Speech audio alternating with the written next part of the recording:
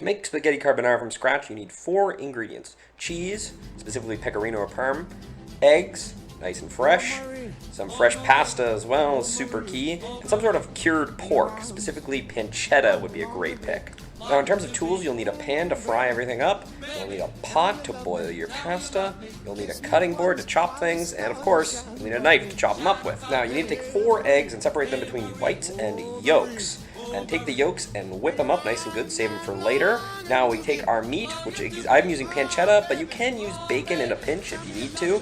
Make sure to chop all of that up, nice and good, nice and small. And then, once it's all ready to rock and roll, we can get to work on grating up our cheese. You want about a cup of Parmesan or Pecorino for this. Now we're going to start off by frying up all of our beautiful meat. Make sure you're getting all that fat in the pan. I know some of you will be confused why we haven't started the pasta. That comes later. Now you're going to want to turn down the heat on your pan once it's all cooked up. And we're going to get some cold water in a pot, ready to go for our pasta. Make sure you salt the pasta water after it's finished boiling. Now separate your pasta. Fresh pasta is obviously going to be a bit more sticky. And once your water is ready to go, pop it in. It shouldn't take too long, only 4 or so minutes to cook.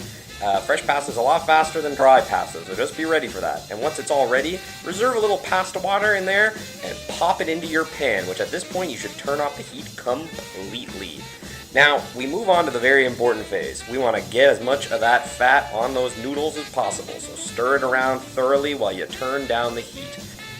Never said it was a healthy recipe necessarily. Now, get some freshly cracked black pepper in there, and now comes the really hard part.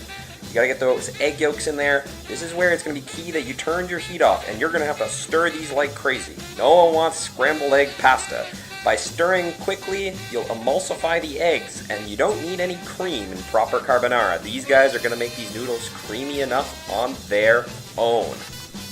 Now, it's time to get your cheese in. This is the last step, and that mixture of slowly melting cheese, beautiful egg yolks, and a little bit of reserved pasta water mixing with the fat is going to be delicious. Now, you can plate up. You're all ready to go, but importantly, how does it taste?